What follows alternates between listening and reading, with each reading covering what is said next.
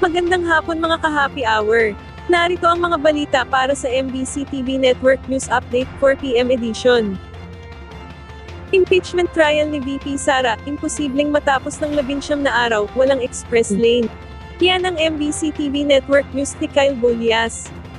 Makalipas ang 5 oras na debate sa plenaryo, nanumpa na bilang presiding officer ng impeachment court si Senate President Chis Escudero. Kasunod ito ng mosyong inihain ni Senate Minority Leader Coco Pimentel na layong simulan na kaagad ang impeachment trial kay Vice President Sara Duterte, bagay na sinigundahan naman ni Senator Risa Hontiveros. Sa mosyong inihain ni Pimentel, ang panunumpa lamang ni Escudero at ang referral ng articles of impeachment ang inaprubahan. Pero ang panunumpa ng mga senator judges at ang pagsususpinde ng legislative proceedings ng Senado ay hindi pinayagan. Sa halip, ngayong araw na manunumpa ang mga senador na uupong hukom para sa paglilitis. Ayon kay Senator Hontiveros, ang kanilang panunumpa ang magiging hudyat ng pagko-convene ng Senado bilang impeachment court.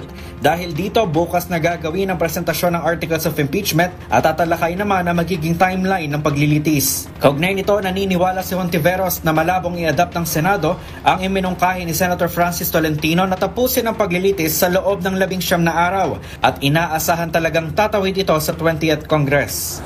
Napakahirap isipin na ang ganitong kaimportanteng kaso sa pangalawang pinakamataas na opisyal ng ating bansa na alam nga natin may hindi iisa kundi 7 articles of impeachment, imposibleng isipin na matatapos yan kahit sa 19 na araw pa or na yung presentation of evidence ng dalawang panig ay matatapos sa loob ng iilang araw lamang.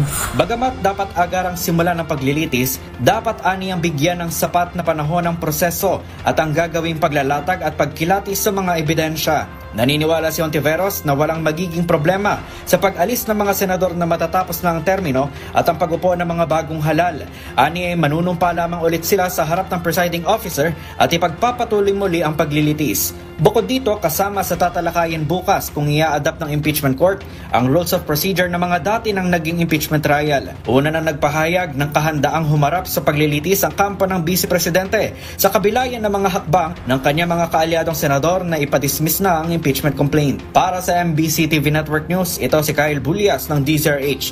Una sa Pilipinas, una sa Pilipino.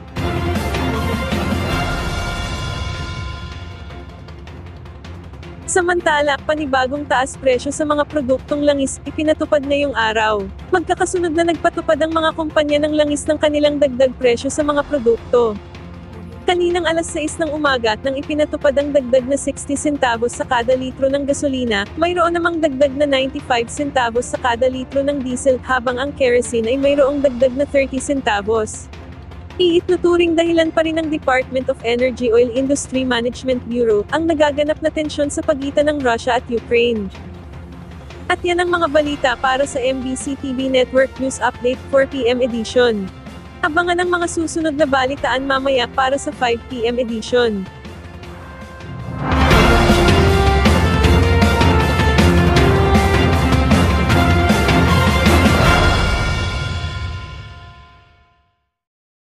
Mga ka-happy hour, kung gusto mong manood ang mga balita sa MBC TV Network News Update, mag-subscribe sa aming YouTube channel, i-like ang aming Facebook page, at i-follow sa aming TikTok account.